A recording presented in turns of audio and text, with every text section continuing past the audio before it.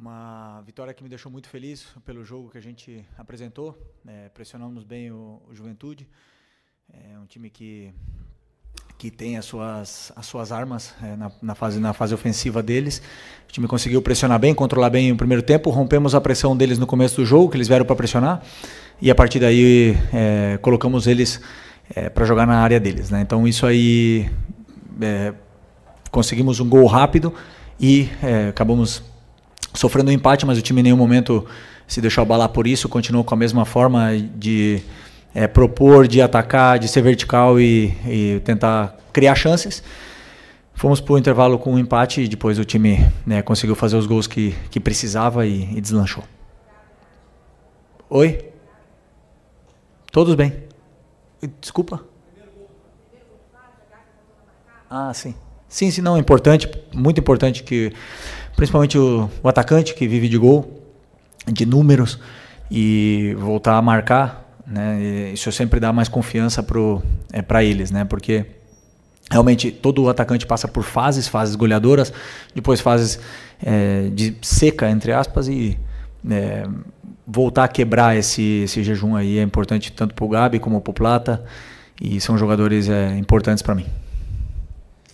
Felipe, boa noite, Thiago Lima do GE, parabéns pela vitória. Obrigado. Eu queria te pedir, Felipe, você comentasse dois jogadores especificamente, que foram o Everton Araújo, que ganhou a primeira chance com você, e o Michael, que entrou na vaga do Bruno Henrique e do De La Cruz, que são dois jogadores que você não vai ter, né, no primeiro jogo da final. Então eu queria que você comentasse o que você achou dessa avaliação desses dois jogadores hoje. Obrigado.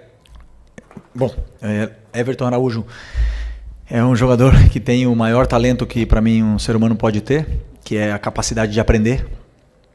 É um cara extremamente disciplinado, focado. Você vai dar uma instrução, ele arregala o olho, quer aprender, ele quer absorver a todo momento.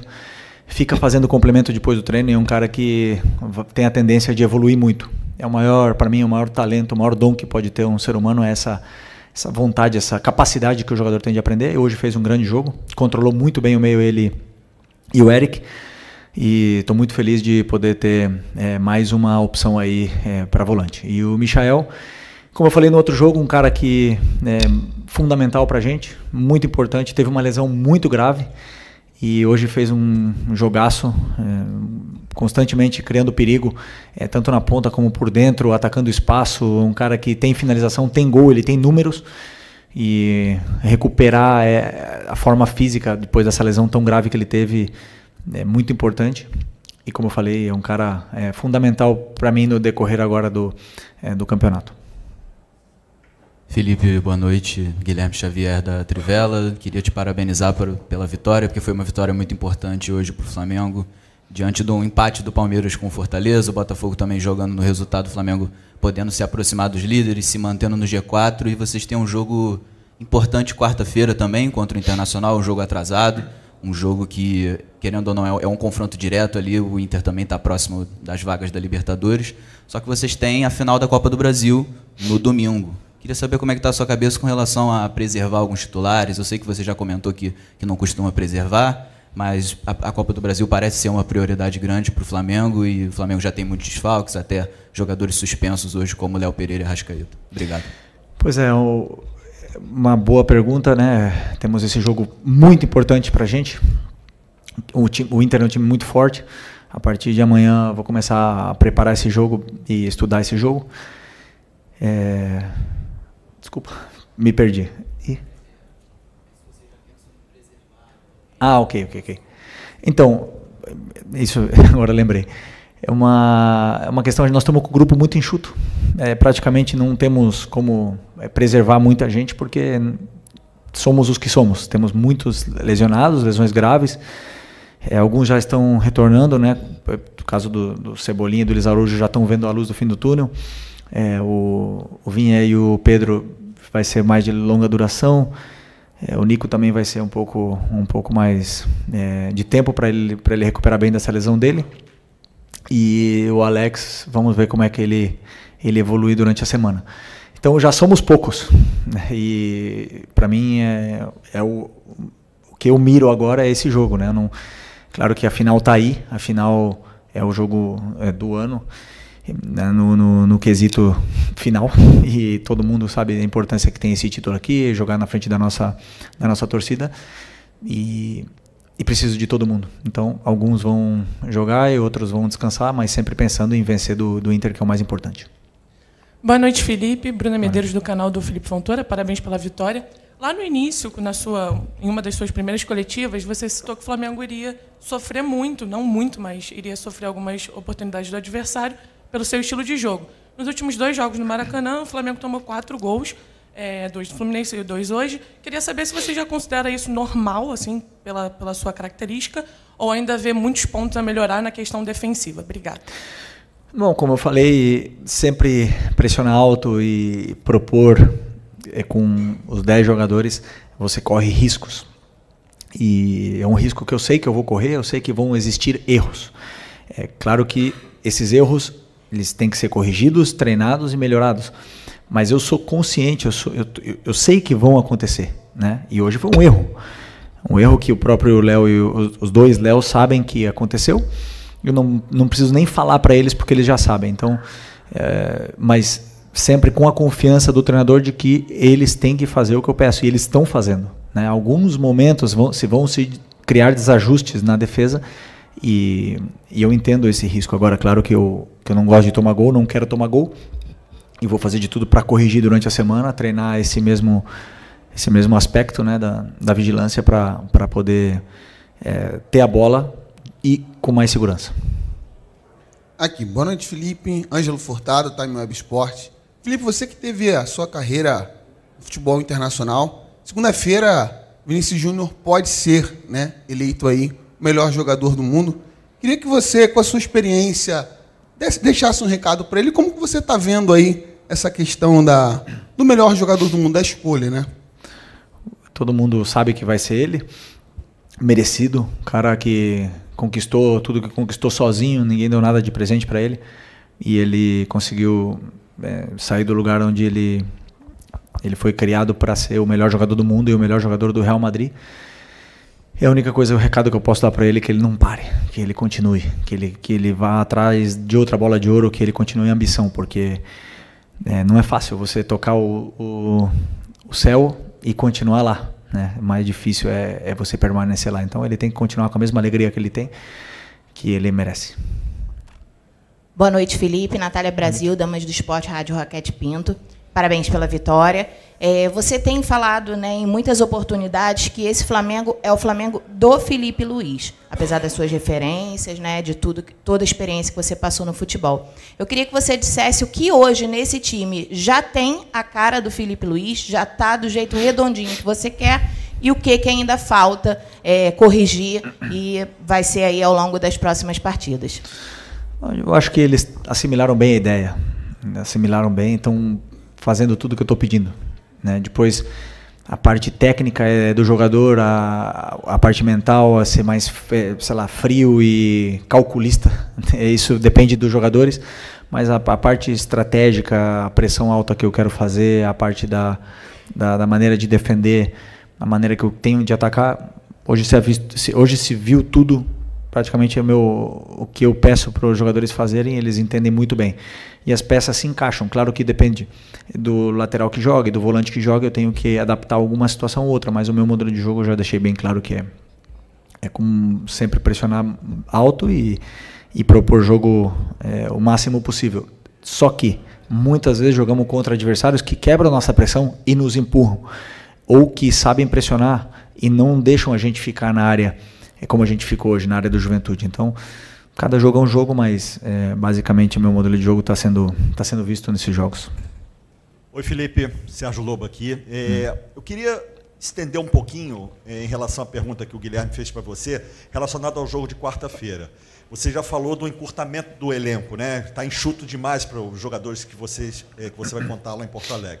Arrascaeta e Léo Pereira você também já não vai contar. Os dois levaram o 3º cartão amarelo. O que você está pensando em relação ao Campeonato Brasileiro especificamente? Porque a gente não sabe o que vai acontecer, obviamente, né? O Flamengo vai lutar pelo título da Copa do Brasil, mas não se sabe o que vai acontecer. E eu estou olhando aqui a tabela, independentemente dos resultados que ainda estão correndo, tem jogos em andamento, se o Flamengo vencer o Internacional, ele pula para 3º lugar. que você está pensando especificamente relacionado ao brasileiro? Em ganhar do Internacional. A única coisa que eu penso, preparar muito bem o jogo, preparar todas as soluções para os jogadores que eles possam ter de dificuldade durante o jogo, como a gente vai atacar, como a gente vai defender, e ganhar do Internacional. É a única coisa. E eu não só estou dizendo isso, eu faço isso. E eu peço para eles fazerem isso também. Não adianta nada olhar a tabela. Só tudo depende de ganhar do Internacional. Já é muito um dia de cada vez aqui no Flamengo, é intenso. Então é importante sempre olhar o próximo objetivo perto. Felipe, Isaac Andrade, Flavóis. Felipe, eu tive algumas oportunidades de entrevistar como jogador e agora como treinador. Uma das questões que mudou um pouco é que nas entrevistas das coletivas aqui como treinador você tem assim vindo com bastante emoção, né? Bastante emoção na veia. Você vem assim, ainda parece que está no ritmo do jogo. E a gente sabe que a emoção é um dos fatores decisivos também, que inclusive influenciam diretamente na técnica, na tática, faz com que os jogadores avancem. Essa emoção do Felipe Luiz, essa tua forte emoção, como é que você transforma isso em incentivo para que os jogadores possam vir para cima e ganhar, como possivelmente aconteceu hoje no intervalo de jogo, de um primeiro tempo mais sonolento, vamos colocar assim, mais estudado, para um segundo tempo mais vibrante, onde o Flamengo parece que despertou e veio para cima com tudo? Bom, primeiro sobre a pressão, eu amo viver sob pressão. É o que me motiva, o que me gera essa paixão toda que eu tenho é agora, para mim, falar com vocês aqui, é pressão. E eu me sinto confortável nesse momento. Então, estou mais vivo do que nunca, né? Quando eu não tenho isso, quando eu estou de férias muito tempo, aí é quando eu me preocupo, né? Quando eu tenho isso aqui, essa cobrança, e me exigir ao máximo e aprender, e tá toda hora tendo que evoluir, aprendendo, inclusive falar como treinador numa coletiva, tudo isso aqui me desafia muito e me faz evoluir como ser humano e como técnico, né? Não concordo contigo que o primeiro tempo foi um primeiro tempo sonolento, não concordo. Eu acredito que, aliás, eu não tenho nenhuma dúvida que não é fácil, nunca foi nem nunca vai ser fácil atacar uma linha de 5 com 4 e 1. Não existe. E a gente viu o Botafogo Criciúma, nós vimos o Manchester City hoje. Não é fácil atacar uma linha de 5 com 4 e 1. E hoje o nosso time, o que fez? Empurrou o Juventude até a área deles. Eles ficaram defendendo em bloco baixo. O que a gente pode fazer? Continuar atacando, rompendo espaços, rompendo linhas, criando chance de gol para tentar vencer. É a forma que eu penso que eu estou mais perto da vitória. Se eu deixar virar o caos, esse ida e volta, não acredito que isso me leve mais próximo à vitória. Eu acredito que isso é mais um cara ou coroa, uma moeda ao ar, e às vezes pode cair do nosso lado e outras vezes do lado deles.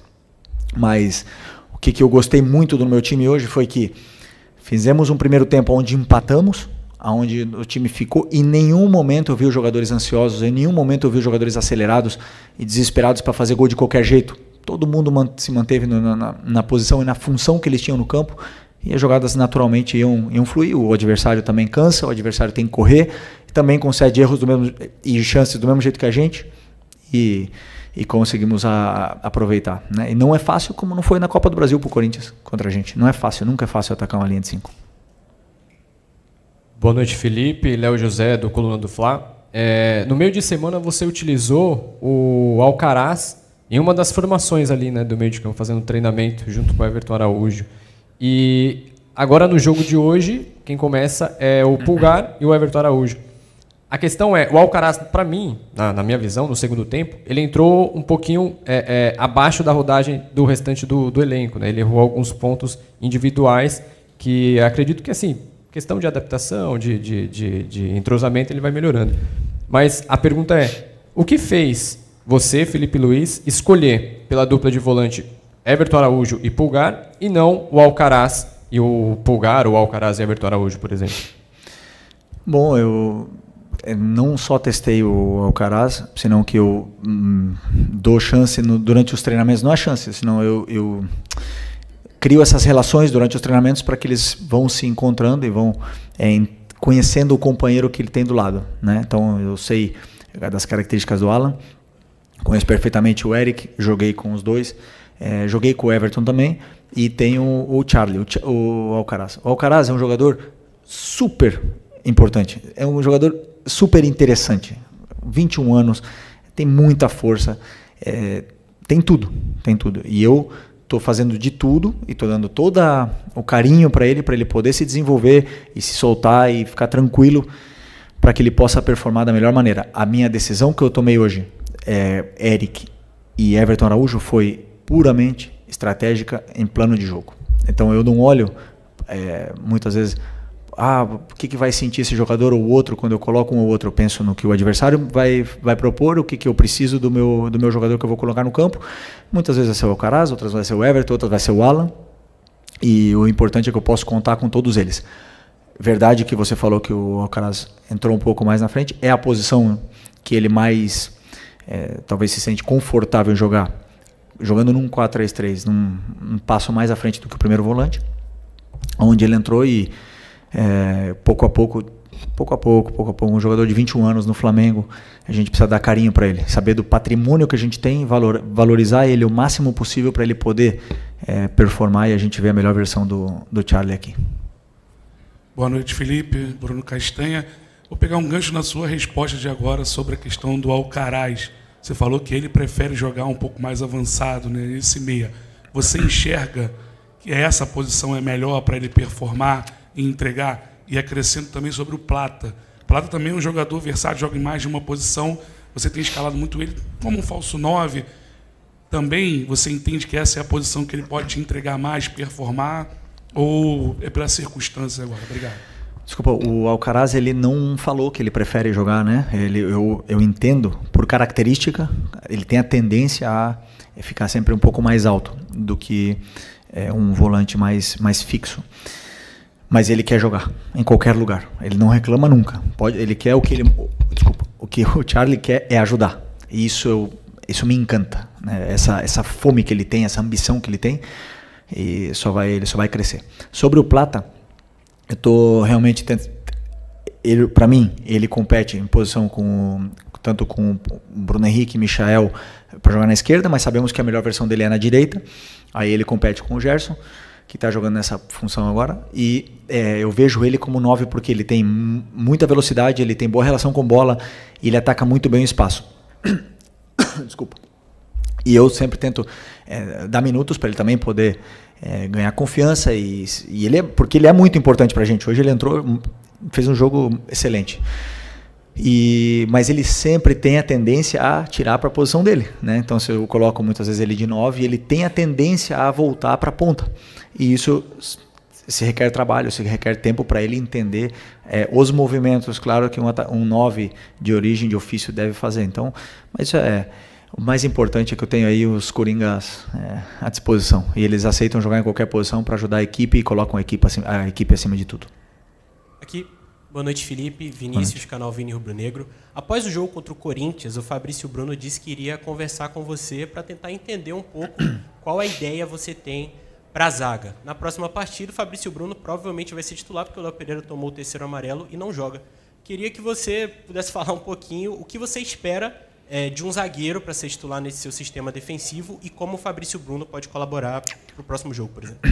O Fabrício, como eu falei nas outras coletivas, é um jogador espetacular, e para esses jogos agora eu preferi começar com o Léo Ortiz e o Léo Pereira por uma questão também estratégica de plano de jogo. Contra o Fluminense eu preferi começar com o Fabrício por uma questão de estratégica e de plano de jogo, e não errei, ok? Não veio a vitória, mas o que eu vi do Fabrício me agradou muito. Eu já conheço ele também, não é novidade, e o Fabrício tá para ajudar também a equipe. Então, sempre deixou muito claro isso. É um cara que, tanto ele como o Davi, sempre estão treinando bem, estão se esforçando, estão ajudando a equipe do lugar que está tocando eles ficar agora, que não entraram hoje, por exemplo, mas ajudaram a equipe. E provavelmente no próximo jogo, como você falou, o Fabrício pode jogar e talvez o Davi também. Então, são jogadores muito importantes para mim e já entenderam perfeitamente como eu quero jogar, e pouco a pouco eles vão tendo minutos, como eu falei. Eu preciso de todo mundo. O Fabrício entrou contra o Corinthians e foi um dos melhores em campo. Então é muito bom ser técnico e poder olhar para o banco de reservas e ter soluções, né? Mesmo que muitos não estejam na máxima felicidade, porque eu prefiro isso, que o jogador se revolte de ficar no banco, Prefiro que ele fique brabo, mas depois renda do jeito que o Fabrício rendeu, porque, como eu falei, o Fabrício também é outro cara, um homem, e sempre bota o Flamengo em primeiro lugar. Aqui, Felipe, boa noite. Marcos Martinho, do canal da QSRN. Felipe, eu queria um pouco mais sobre a sua análise defensiva do Flamengo no jogo de hoje, porque da mesma forma que o Flamengo roubou algumas bolas no campo ofensivo, inclusive uma delas resultou no nosso primeiro gol, o Flamengo também sofreu um pouco com os lançamentos em profundidade nas costas da linha defensiva. Queria te perguntar se esses erros, né, de posicionamento, às vezes, de decisão equivocada entre pressionar o portador ou não, que também aconteceu um pouco contra o Fluminense, a derrota. Queria te perguntar se esses erros te preocupam para os próximos jogos e, sobretudo, para a final contra o Atlético Mineiro, uma equipe que sai construindo baixo também. Só uma pergunta. Quantos chutes o Juventude... Vocês têm os dados ou não? 3. Os 2 gols e mais uma. Então, assim, não sofremos muito, né? Pressionamos e a maioria das vezes conseguimos recuperar a posse, ou pelo menos não deixar o adversário criar. Algumas delas eles saíram, né? Isso não foi o problema. O problema é quando nós temos a bola, e foi como na transição, né? Quando passa de atacar a defender, onde foi que a nossa vigilância não estava ajustada e acabaram aproveitando essa oportunidade. Como eu falei para você, eles já sabem, eles mesmos já quando acontece um erro e eles já sabem o que tem que fazer, eles mesmos levantam a mão, mas o treinador apoia, né? E sabe que eles vão cometer erros. E a única coisa, vamos ver, vamos trabalhar para não voltar a repetir, porque com certeza os adversários estão estudando a gente, também vão tentar aproveitar esse tipo de lance, e eles precisam estar o mais alerta possível para poder não cometer erros na vigilância defensiva. Professor, última pergunta aqui da coletiva. Beleza. Felipe Mauro Santana, do canal Mauro Santana. Com a ausência do Alexandro, afastado com as dores na parte posterior da coxa, o Ayrton Lucas voltou a ter uma oportunidade como titular. Ele, inclusive, tem uma atuação destacada na vitória sobre o Bahia, em Salvador, mas encontrou dificuldade contra o Fluminense e hoje também apresentou um pouco de dificuldade ao longo da partida. Te preocupa de alguma forma isso? Como é que você faz essa avaliação e de que forma tentar ajudar o Ayrton Lucas a poder performar em alto estilo? Você que sempre fez questão de elogiá-lo, inclusive enquanto ainda era jogador. E elogio o Ayrton hoje de novo. Para mim fez um grande jogo. Errou alguns passes, normal. Tomou algumas decisões erradas com a bola, normal. O que me incomoda um pouco é que nós temos um jogador que estava na seleção, porque pode estar numa pré-lista, não sei se está agora ou não estava, mas sei que foi convocado recentemente, até mesmo com o Dorival. Um jogador que tem um futuro tremendo e é um patrimônio do clube. E a gente mesmo, nós mesmos, da torcida, colocamos em xeque um patrimônio que está aqui, nosso. Um jogador que nos deu uma Libertadores, que nos ajudou a dar uma Libertadores, que ele foi crucial. Quando eu me machuquei, ele entrou e foi crucial naquela final. Então, assim, a única coisa é apoiem o Ayrton Lucas, porque ele é muito importante pra gente. E ele é um cara que, com a confiança da torcida, porque ele é muito bom, ele vai ser cada vez melhor. Entendeu? E eu acho que quando ele erra e vem essa cobrança e se escuta esse barulhinho da torcida, isso incomoda qualquer um. Então, da minha parte, ele tem que estar totalmente tranquilo que e ele sabe disso, que eu adoro ele, adoro o futebol dele, confio muito nele, e ele vai errar e vai jogar mal como qualquer outro. Mas a única coisa que eu peço é que cuidemos dos nossos, dos que estão aqui. Depois, ano que vem, se eles não estiverem mais aqui, se estiverem em outro lugar, aí podem vaiar e xingar à vontade. Mas enquanto eles estão aqui, eles são os nossos, vamos até a morte com eles. A gente precisa do Ayrton, precisamos do Wesley, do Varela, do Alexandro, do Vinha, de todos eles. Eu preciso deles. Sem eles, o que eu faço? Eu não posso mais jogar, infelizmente, né? Não posso. Então, se eu pudesse jogar, mas... Então, como eu não posso mais jogar, por favor, apoiem, porque hoje o Ayrton fez um grande jogo. Defensivamente, ele solucionou muitos problemas da defesa. No ataque, ele é muito perigoso. Ele cria dificuldade sempre para o lateral do adversário. É um cara incansável, então fica aqui só meu recado aí para que a gente cuide do nosso patrimônio do clube. Ok? Muito obrigado, professor Felipe.